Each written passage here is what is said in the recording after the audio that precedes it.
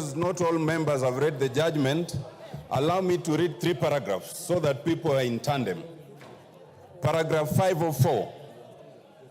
We thus hold and find that the simultaneous holding of the position of Speaker with that of the leader of political party and the leadership positions in the ruling political coalition, as in the case with the current National Assembly, and the concluding part is this dual role is therefore unlawful and unconstitutional.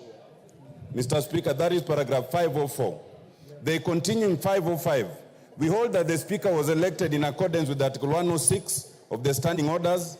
The fact that he was a party leader at the time of his election could not invalidate his election. However, for the reasons we have given, his position as the leader of Ford Kenya or the leader of any other political office, for that matter, became untenable and inconsequential the moment he assumed the office of the Speaker of the National Assembly. He could not, and he has no capacity to perform any other functions as a leader of a political party or a political organ as long as he is the Speaker of the National Assembly. I've referred to 2 paragraphs, 504 and 505. That is on the whether the court expressly found the 2 offices untenable. And I will be making a concession separately. Now, 508, and this is important because I think we are debating in ignorance, Mr. Speaker. 508, it is hereby declared that the question as to which party or coalition of parties is a majority in the National Assembly in the 13th Parliament was determined by the sovereign will of the Kenyan voters during the 9th August 2022 general election. It continues, Roman 2, it is hereby declared that the Honorable Speaker's ruling on determination contained in his communication of 6th October is null and void. Roman 3, it is hereby declared that the Honorable Speaker's ruling on determination, blah, blah, blah, on the minority, again, is null and void. And finally, an order of certiorari is hereby issued quashing the Speaker's ruling. Let me now make my submission, Mr. Speaker. First of all, this matter did not go to court in vain. The contestation, Mr. Speaker, was your considered ruling of 6th of October.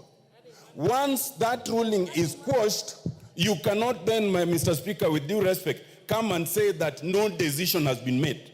The consequences are 2. 1, the leader of minority becomes the leader of majority by operation of law, even if you do nothing else. But in this case, we have gone further. And under Standing Order 19A, Standing Order 3, it...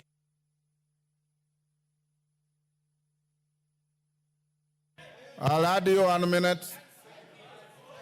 1 minute. Mr. Speaker, under 19A is very clear.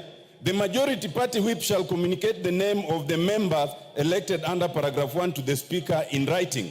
And that was already done by the Honorable Millie Mabona. That settles that case. Mr. Speaker, the only way we can start debating whether this decision quashes and changes the position of majority and minority is if we want to practice impunity. Mr. Speaker, and I agree with your observations, it is not in this forum to question the reasoning in the judgment. That must be questioned elsewhere. The only issue is it the finding of the court? And it is. And if we are to be a country that practices the rule of law, let it be appealed. But until then, let it be implemented. Let the Honorable Junaid Mohammed be the majority leader. And it does not matter whether you are in government or not, because we are not debating who's in government and who's not. We are not debating the reasoning.